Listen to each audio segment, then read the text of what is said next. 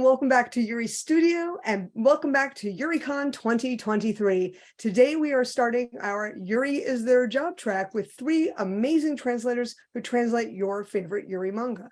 Jocelyn Allen, Kevin Ishizaka, and Diana Taylor for joining us today. And Jocelyn, why don't you begin by introducing yourself? Sure. Thanks for inviting me to celebrate all things Yuri. I am Jocelyn Allen. I am a manga and novel translator. I've translated maybe everything you've ever read. I don't know. I like quite a lot of Big chunks of it. And I kind of tend to focus on a lot of LGBTQ oriented materials. So I do a lot of BL and of course our favorite Yuri. And Kevin, why don't you introduce yourself? My name's Kevin Ishizaka, and been a translator for 2.5 years now, and I worked on one Yuri light novel. I'm in love with the villainess, and I've worked on some other stuff, mainly light novels. Excellent. Thank you very much. And Diana, why don't you introduce yourself? Hi, I'm Diana Taylor. I'm also a translator of manga and light novels. I've been translating in working in this industry for 5 years now, about 5.5, I think. And yeah, I am hoping to get more like LGBTQ, like queer titles to work on. I've only had a couple so far, and it is a lot of fun because, you know, as a queer person, it's nice to be able to really connect to the material. So yeah, hoping for more of that. Cool. Why don't I ask you all just talk a little bit about how you became a translator? I know this is a question that people really like to know. There's no obviously super clear path for most folks yet, and the manga industry is relatively young here in the US. So Kevin, why don't you begin with that? Yeah, so back in a university, I played a card game, and my friend got a job at the card game, and the translator kind of flew the country, so they needed somebody to step in and translate, and that's how I got my first-hand experience translating. Not very well, but kind of first taste of translation. And from there, it's like, oh, this is something I want to do, and I just kept studying translation theory, and eventually started taking tests. Yeah. Okay, cool. And Diana, how did you get into this position? So I've been interested in translating for pretty much probably about 20 years at this point, since I was, you know, a wee thing watching watching my favorite anime on Toonami. But yeah, I've always been really interested in languages, and so I had a lot of like self-study of languages, and I started studying Japanese formally in university about 2007. And once I actually like really got into study of the language, I'm like, oh, like I can work with this. I can, you know, take these works I'm interested in and help share them with people.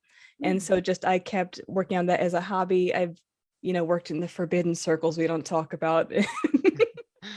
I understand. But yeah, I did a lot after university. I did some just bit translation work of various small projects for people, and managed to just happen to find a like cold call for light novel translators several years ago. Applied, didn't hear anything for a while, and then managed to get a series. And since then, I've just been branching out, you know, networking with folks, trying to find like new interesting titles to work on, and still here. Cool, excellent. And Jocelyn, I know you were born fully armored out of Zeus's head, but you just appeared on the scene with awards. So could you tell us how you actually got here? I mean, that's pretty accurate. Like I did just spring fully formed from the brow of the god of translation, maybe. I actually took maybe a convoluted path. I studied mathematics at university, and that's really great for impressing people at parties, but not good for getting a job. So I ended up moving to Japan because I could get a job here, and I learned Japanese just by living here. And then I ended up, after many twists and turns of things happening, I moved to Tokyo, and I ended up working as a translator for Honda. So I know a lot about cars, but I don't drive, which is a fun fact. And then after I worked for Honda, I sort of decided to go freelance, and I started sending out, you know, contacting, like cold calling publishers. Basically, I was doing a lot of like commercial translations, so a lot of technical stuff, legal, And then one publisher I emailed was like, hey, are you interested in translating porn? And I was like, yeah, I don't know, why not? Does it pay money? Yeah, I was like, I was pretty hungry at that point. I was like, yes, if you pay me, I will make it into English, sure, whatever. So I did a lot of hentai, and then I sort of moved from hentai into like actual mainstream manga, and I've been doing it ever since. I think I've been entirely manga and light novels and creative translation for about, I don't know, 10 or 15 years now, so it's pretty great. Excellent. And while you're talking, why don't you tell us about like one of the series you're working on right now that people might be familiar with? Oh, yeah, probably Even Though We're Adults Right. by Takako Shimura. I just finished translating, I think, volume 7 of that. So Mhm. that's a series that's ongoing. It's Mhm. great. I love it so much. I was a fan of it before I started translating it, so I'm so Mhm. glad that I get to translate it, because It's an amazing, I think it's the best thing she's done. it is totally the best thing she's ever I done. mean, like, with absolutely every- bar none. I mean, I have a very complicated reading history of her work. Same, hard, Um, same. It's like there are so many things that I want to say about them that I often don't. But this one is really like she got it, she nailed it. She got it right. She And you're got doing a it, like- wonderful job. Oh, thanks. That's so good to hear, because I really want to do this work right. Like, it's just so beautiful and so I feel like it really stands out from a lot of the Yuri pack, which can often be just like, and this isn't to be denigrating in any way, I like these books too, but like schoolgirls or like Right. Well, it's a very first Josei love. story, right? Yeah, and Even Though We're Adults is 2 grown-up women, and Right. it's Yuri, but it's also Josei, so it has a lot of all of those elements of like, sure, you fall in love with a girl, but guess what? Real life. Like, it And it's really happens. about the realness of real life and the complicated factors of like how hard it is to adult Yeah, when things aren't weird. Like, yeah, and then when things exactly. get weird, it's just that much more complicated, right? Absolutely, yeah. So it's totally my favorite that I'm working on right now, for sure. Excellent. And Diana, why don't you tell us a little bit about what you're working on? So my well, various things. My main Yuri series is Yuri Is My Job, Woo. which is a lot of fun. That one is kind of funny because it's the schoolgirl romance, but it's a send up of the schoolgirl romances. It's very meta. I think I finished volume 11 of that just a Yeah. few weeks ago. So it's getting less meta and more whoa. At this point, it's getting a little bit into the things of parodying. It's frustrating me a bit. I'm like, girls, please just talk things out, please. And now there's some like I just got Comic Hime for March yesterday, Mhm. and I'm like, whoa, okay, we did that, we went there. Oh Yeah, goodness. we're going there now. Getting to the point where I'm sitting there like translating, like, girls, please stop crying, please just talk to each other. You need to- I mean, it's yes, they're children. I'm angry at I have to say, you're the only grown up in the room. Be a grown up, I know, right? and there's some things that are getting to be. I'm starting to wonder about some of the characters' ages, but we'll figure that out. Yeah, I agree. And Kevin, why don't you tell us a little bit about your grand opus? I'm working on I'm in love with the villainous. Woo! Ooh. Yeah, I'm working on I'm not working on the second volume yet, but I should be coming up soon, and it's going pretty well. The series takes a lot of turns. Like, it goes from what is it, a normal school story into a revolution story into kind of this conspiracy plotting thing into a science fiction story. Yeah. It's pretty good. I like how Yeah. the author brings up these kind of difficult to talk about topics, like about transgenderism, gender binary. It's kind of like, what do you And call it? Sex roles, racial racial. things and social Yeah. injustice and income Right. equality, and that was the things that Even I think was real religion. fun. Yeah. Yeah. Yeah. Yeah. I mean, it's called revolution, like she sort of tells you ahead of time, but then, I've been reading, I've read the second volume of Shisochiki for a Commoner in Japanese, and I haven't read it, the GL Bunko version of it, but I've read the ongoing chapters, because of course I give Inori Sensei money because it's so good. And that too starts off very kind of Mm. goofy and quiet, you know, silly, and then it just becomes extremely serious. And apparently I have a type. I like things that start off like really like, oh, look at this goofy thing. We're an isekai, schoolgirl, huh? And then it's like, oh, Mhm. wait, no, actually. So that's excellent. Okay. Oh, So this is a question for any of you who wants to answer. Does translating Yuri present any unique challenges, such as using Spanish language or queer slang? So I think as far as like Yuri is My Job doesn't get into too much queer slang sort of thing, but it is interesting challenge in that its base premise is being like a send up of like the classic like class S stories Yes. and having to work with that language in a way where it like the meta usage of it comes across, especially it's like the concept, it's very big, the concept of like Schwester or sisters they have in it, and having to word that in a way in English so that like readers who are not familiar with those tropes don't read it the wrong way.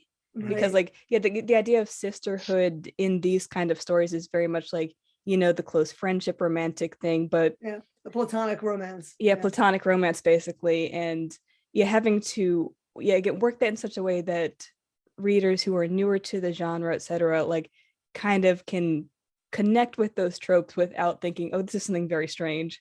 So Yeah.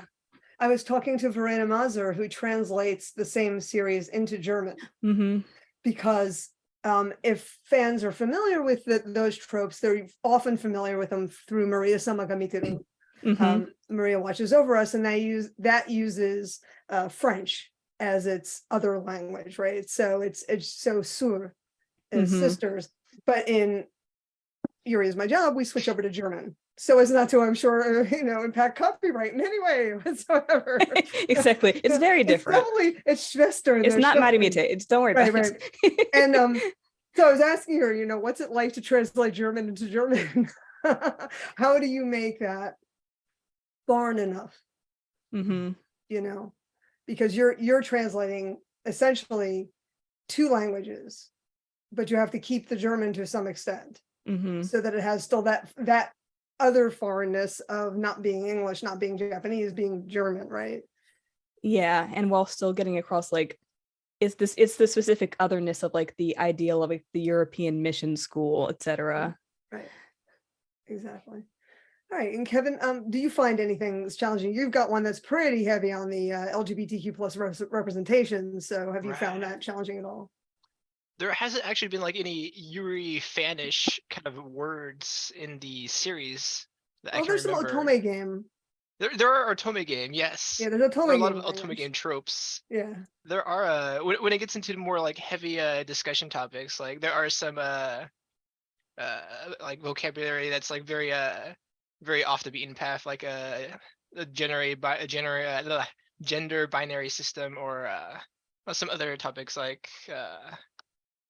there's something about religion that was like really specific that I had to look up. But for the most part, it's usually the things that throw me for the loop are like the really nerdy memes that get thrown in there every now and then. That like, okay, what does this mean? How in the Right. world am I supposed to translate this back into English? Like, Right. yeah. I also found interesting reading it, how the premise of it is that Ray Mm, Taylor is supposedly reborn into this world, or apparently so, and that she keeps pointing out that you can tell that this is a Japanese Otome game because, and then right. says something like, you can smell the olive trees, in the summer. And then now you're forced to explain to American readers or Western readers, by the way, this is a really Japanese trope. Like, and she kind of says that, but do we know that? I mean, I do because I've Right. read 15 million things, right? But if you don't know those things to begin with, and you have to communicate to an audience who's never Mhm. heard that, you know. It's generally a pretty my, when she makes a point to point it out, it's kind of, oh yeah. So there's something I need to point out for the English audience here. Yeah, Like, oh, this is Japanese food they're eating. right, This is why she's pointing it out, right. stuff like Like that. eating the beef bowl. Yeah, the beef Yeah, bowl. That's they're the eating one. the beef bowl, and Claire's saying, "Oh, this is so low class," and you're going, "Okay." So there's like, and we're laughing at the joke, right? We all get the joke, right? We know what we're eating, right? And but it's not a joke that translates at all if Mm. you don't really understand why that's funny. Right. You know, so I have this question, and this is kind of what I really wanted to talk to you. Does this differ? How does translating Yuri, does it differ in any way from sort of straight titles or other titles that you're translating? Jocelyn, why don't you start with that since you're nodding sagely? I was just saying, like, that's Oh my yeah. God, that's not a good question. And It's a good question though, because honestly, I think there really is, like, at least for the titles that I worked on, like, because I do like all kinds of manga, and so the one thing I really noticed when I'm working on Yuri titles in particular is there's a lot of things that are unspoken. There's a lot hanging in the air between panels in a way, like, because a lot of the times it's like, oh, we're girls, we shouldn't like each other, but we do like each other, but we're not saying all of that part, like we're just like emoting it in weird ways. And so dot. yeah. And so Like it's a all lot of of the times ellipses, yeah.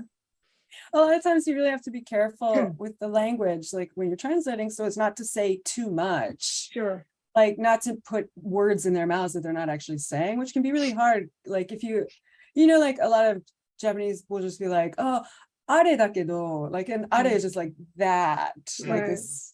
Yeah. And it's referring to all of that stuff that's hanging between them, unspoken, and that gradually gets revealed or doesn't as the story, however the story goes. And I always find that really tricky to capture that mood without saying too much. Right. I And also then- feel like it's less so than it used to be, because there used to be a time where they never said anything important, like, you know, at the end you'd say, you know, after 200 pages, 250 pages, it'd be like, I like you. But now we don't get that so much anymore. It's like not as tortured with that.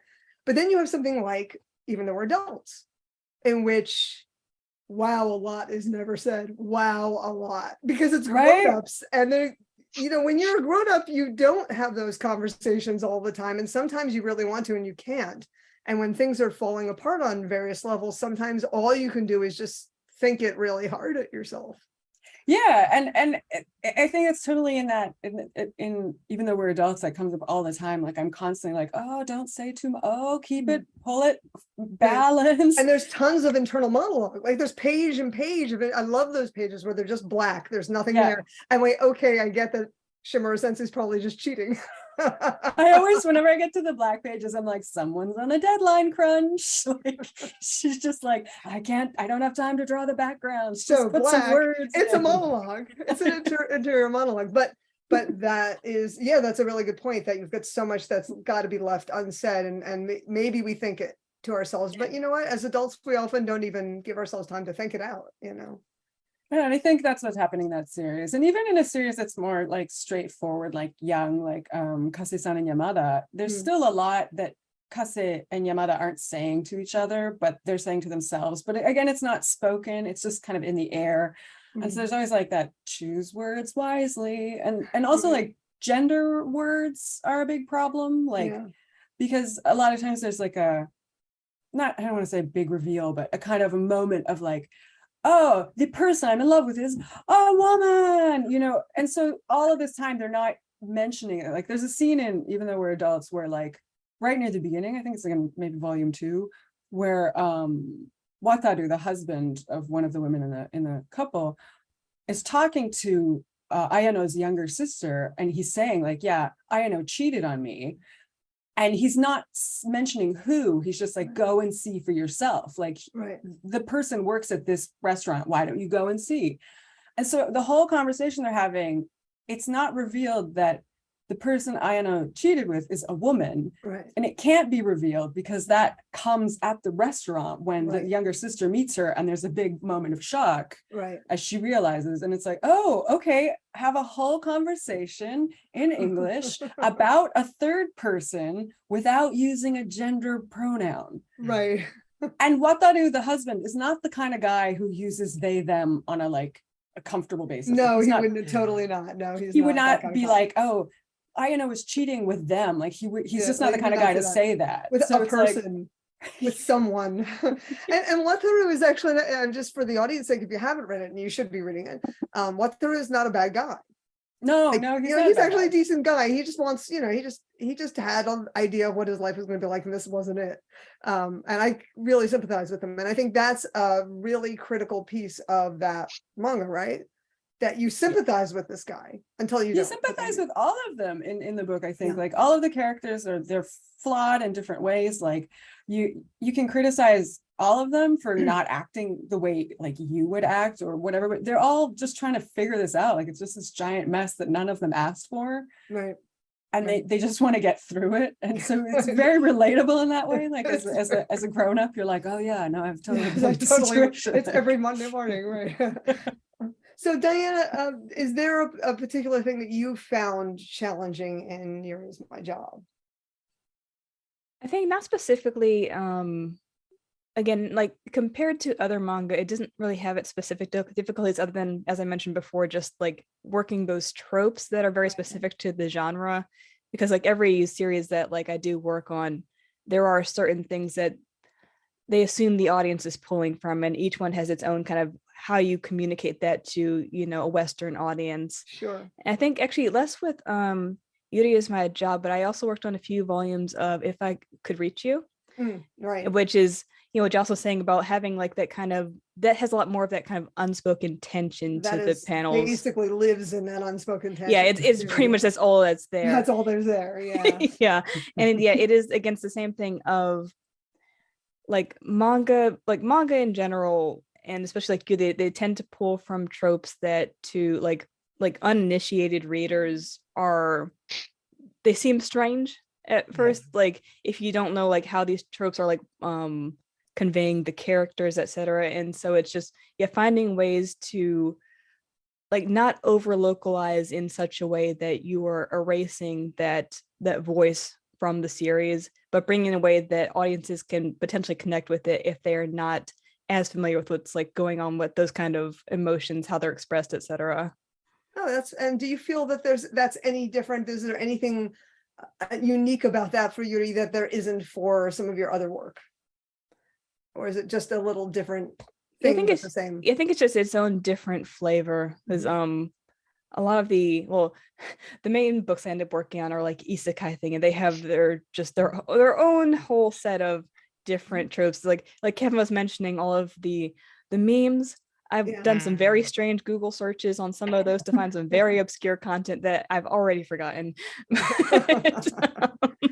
And the whole setup of isekai, of course, is rooted in this very simplified feudal society that is nothing like feudal society or anything. It's really very fairy tale esque without being a fairy tale. So you have this weird, you know, the past was like this, and it's like nowhere, in no place, and no time Ever, has the yeah. past ever been like that. Even aside from the being reborn into another body and magic or whatever, that nothing in the universe was like that. So yeah. But yeah, there's something specifically for Yuri, like because I haven't had the chance to work on a lot of titles, I haven't run into things that are too off from other series. It's just a matter of making sure that that specific voice is kept for that kind of genre. Nice. Okay, thank you. And Kevin, do you feel that anything you've done in your title you've done is different from any of the other titles that you've been translating at all? Well, it's the only Yuri work I've been translating for sure. Yeah.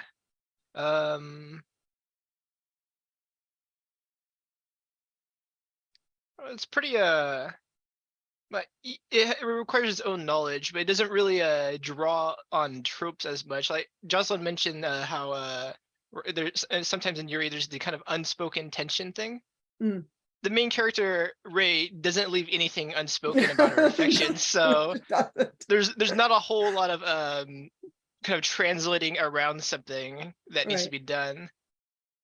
But in She's So Cheeky for a Commoner, there's going to be a lot more of that.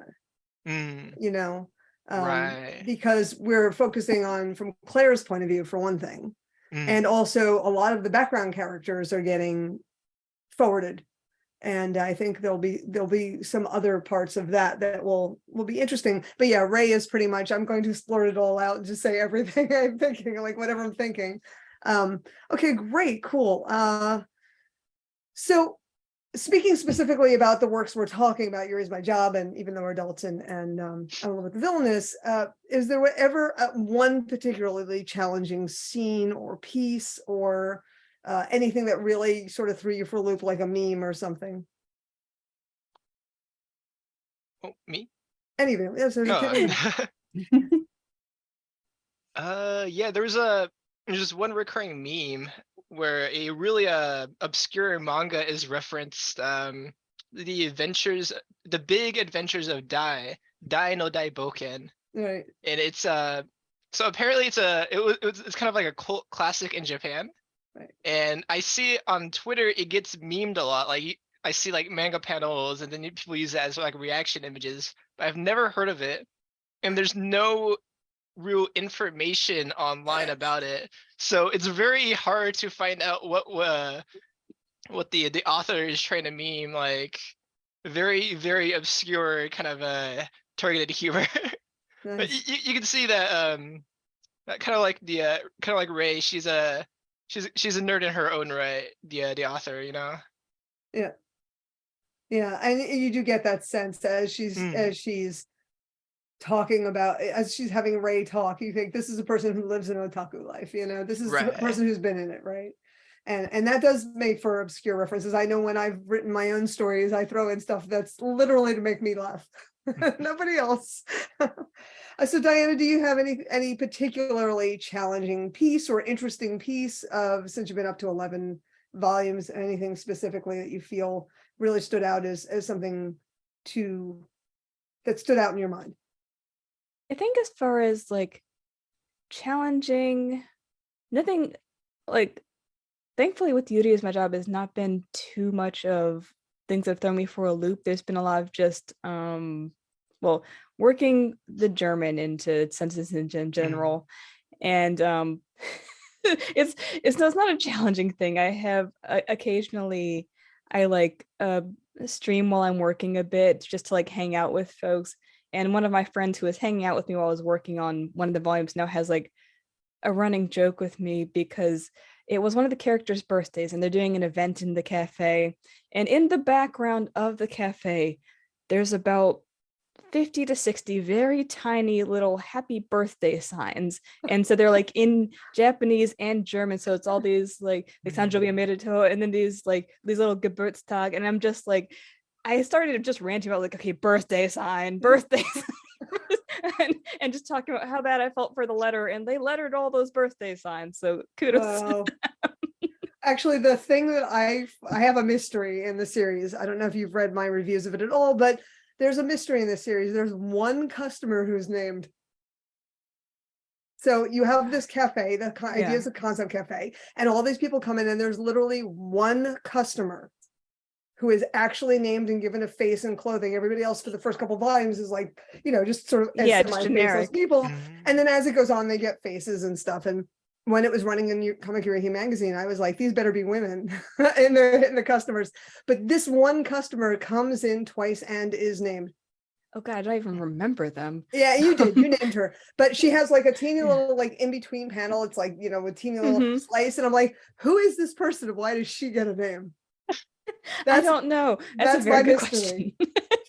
So I read it in Japanese. I was like, wow. And then, you know, you did it. And I'm like, we still don't know who this person is. She's so, yeah. Well, if I figure it out, I'll let you know.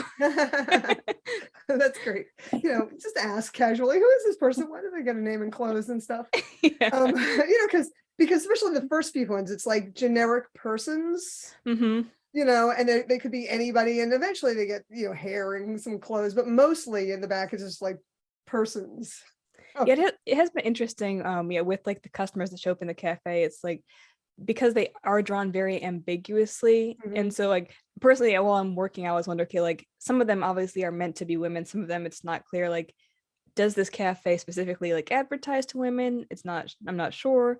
I'm happy if it is. Guys, is a couple like of one or two. Yeah, you know, I do pay attention to that nonsense because I am an otaku, right? So let's go to the next question. I have, what's a favorite scene of yours? What's a scene that you just really enjoyed the heck out of? And why don't we start with, well, we've got you, Diana. Why don't I start with you? Like specific favorite scenes for usually I tend to not have favorite scenes. I have favorite characters to write for Okay. because in my like personal creative work, like I'm a writer, and one of my big things is being able to work with different character voices. And so I really love a lot of the earlier scenes with Hime, the main character, because she has this very dual personality. And so writing for characters who are expressive but having to convey different sides of them, I find a lot of fun. It's nice. It's nice. I like character voice too. I absolutely, Mhm. it's my thing. So that's one of the things I've really liked about all of your work is you really convey voices very, very beautifully. So Jocelyn, is there a particular scene that you felt really like, yes, this was awesome? Yeah, I mean, definitely. I'm a big I'm a big character person too, but I love moments. Like there's always like those perfect moments in books, and you're just like, oh, and I think they feed my soul or something.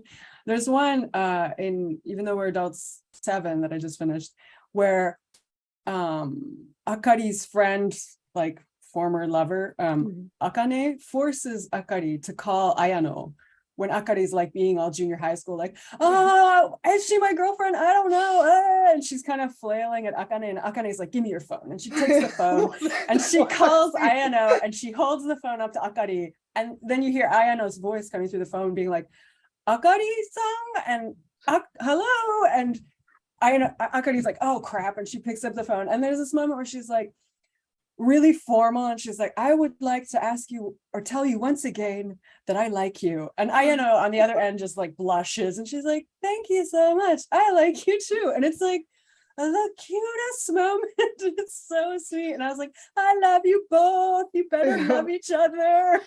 There's a scene in, I think it's volume 8, where they're imagining each other as little kids. Like, I wonder what it'd be like if we were in school together. You're gonna Oh die. no, that's in volume 7. Is That's that in volume volume 7? Yeah, I 7. love Yeah, that. they tell themselves a little fan fiction about Right, like, what about if we met in themselves. junior high? What would you Yeah, have been? And like, good. oh, you would have recommended me a book because you're a book nerd. Yeah, And yeah. It's charming. It's so charming. It's so sweet. Yeah, I love their love, basically. Yes, yes, absolutely. And Kevin, is there any particular scene that you just absolutely loved doing that you really thought was amazing?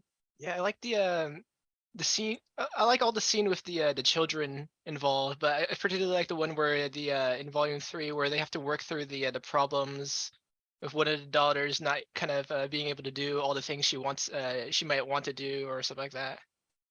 It's a very emotional scene, and I used to be a preschool teacher, so it's kind of Aw.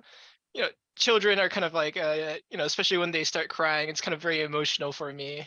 Oh, Yeah. that had me crying in Japanese. That one, Oh yeah, that one had me I was crying too. tearing up. I was reading it like 2 in the morning, like, trying not to wake my wife, you know.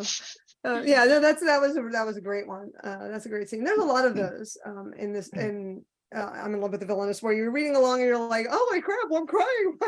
How did that happen? Okay, so my last question here is, are there any particular titles you would like to translate? Is there something out there that's Yuri that you know of that you were like, yes, I would really like to translate that? Anybody have any answers for that? I do. Yes. Because I always have a million titles that I want to translate. I read this book a couple years ago, it came out, called Yume no Hashibashi by Yumi Sudo. Yep. And it's one of those like slow burn, I mean, no burn basically, because they don't actually get together, but it's this story, and it's told in reverse chronological order, which I thought was such an interesting storytelling technique. And it starts off with these 2 older women. They're like in their 70s or 80s. Yep. And one of them has dementia, and the one comes to visit the one with dementia. And then they you go back through their life together, and they've known each other since they were schoolgirls, and they've always loved each other. But because of the world that they grew up in, this is like from, I think it starts in the 30s or 40s. Yeah.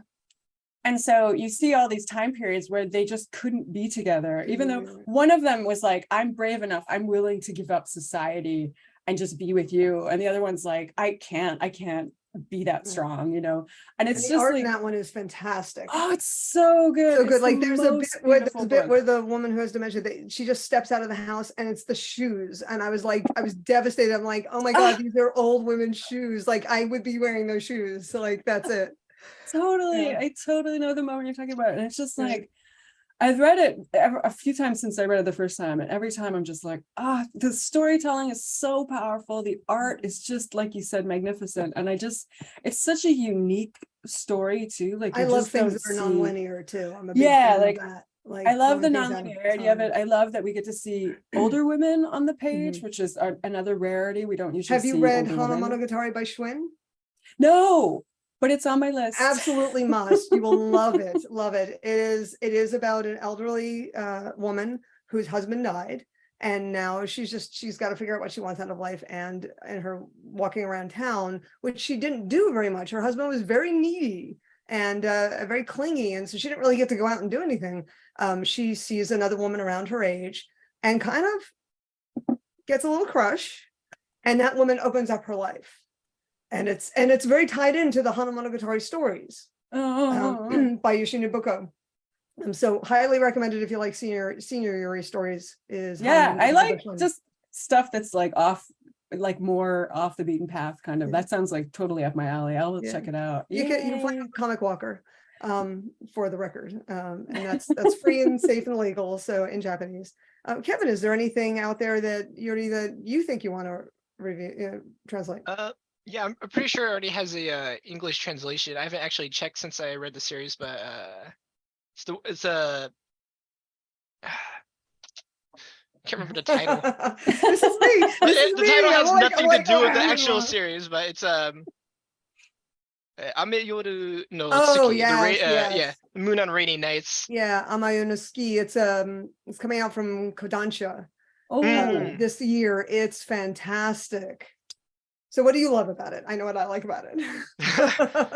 It's got that kind of it's very realistic. It is Yuri, but it's actually it hasn't even broached that topic like Hardly. without like without like it's pretty obvious, but it's actually broached the topic openly. It's just kind of talking about what is it? The girl from a family that does music professionally, but she becomes deaf over the course of her lifetime. And it's kind of dealing with the issues of disabilities and such like that.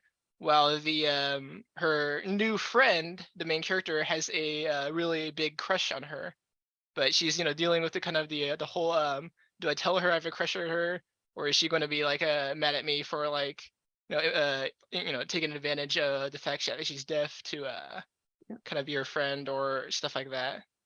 Yeah, and I like that Saki accommodates her. Not the Right. other, like it's not like, oh, you can communicate with us hearing people. It's like we, a hearing person, will make the effort to communicate with you. And I really like that I've asked a few hard of hearing people and deaf people, and they say that the representation is pretty solid. And that's a concern to me. I'm always concerned when I read disability manga that it's like, oh, look how they're suffering, but they're bearing up under it. And I'm like, Right. as a chronically ill person, I'm like, we don't bear up. We just have to get up and do stuff anyway. So it doesn't work like that. So yeah, no, I think that's a good one. Amayo no Ski is coming out as Moon on the Rainy Night from Kodansha next year, or this year. I'm still in 2022 this year. So yes, I'm really looking forward to that one as well. Diana, is there anything that that you'd like to translate? Not specifically. I can't think of ones that I want to do that haven't already been have already been brought out. But just in general, I'd love to work on more Yuri titles, just expand my repertoire on that. So I hope I can get some more. I hope you can too. Well, I want to thank you all very much. Do any of you have any questions for each other before I wrap up? Oh no. Okay. Well, I mean, I'm always curious if like what other translators do for like creative work for yourself outside of your own work.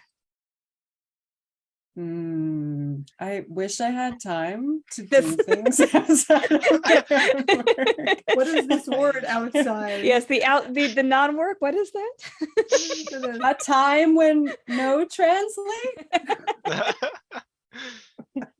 That read a said, I lot. do.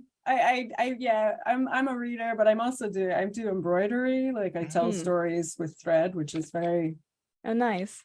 Nice. it's like I love textile work, like just like a lot of people are doing like really interesting like storytelling, not just like I made a tapestry, but like actually using textiles as a medium of storytelling, like comics or whatever. Oh, that's very cool.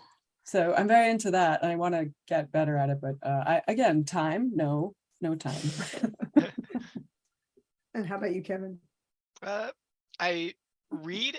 It's not really a creative outlet, but it's It a creative absolutely is. inlet, Yeah. right? Yeah, but it is though, because it keeps your brain working in different ways and you're learning. Right. And Diana, you said you write. Do you do anything else? No,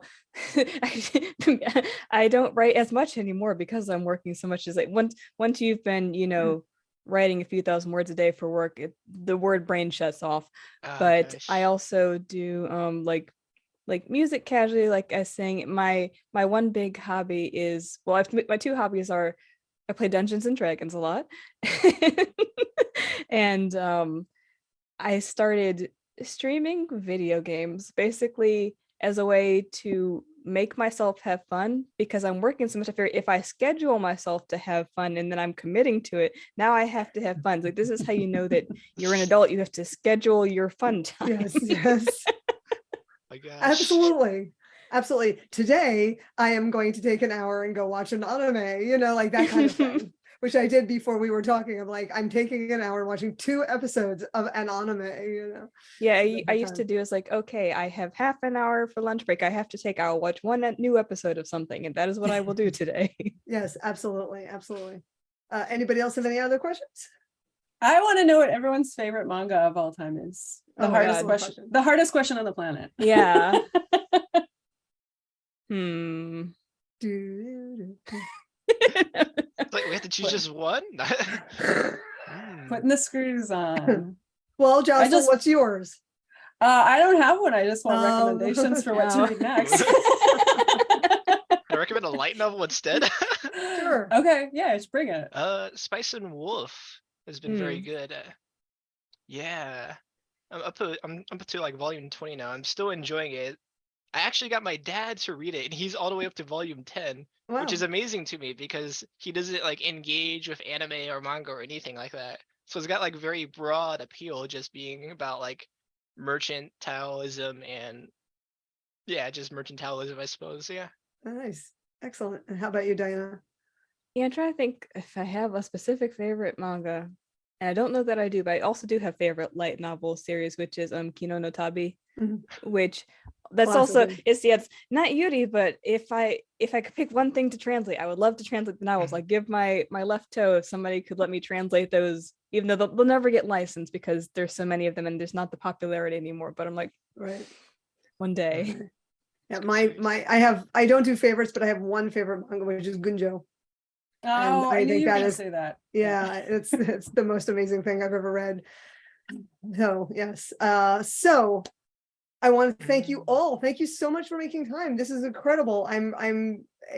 First of all, I want to say thank you for all your hard work. You've just been amazing. You've really elevated Yuri and you brought it to lots of new people. And I want to thank you all very much. And thank you for making time for me today. And thanks to everybody for watching. And I'll see you next time on Yuri Studio.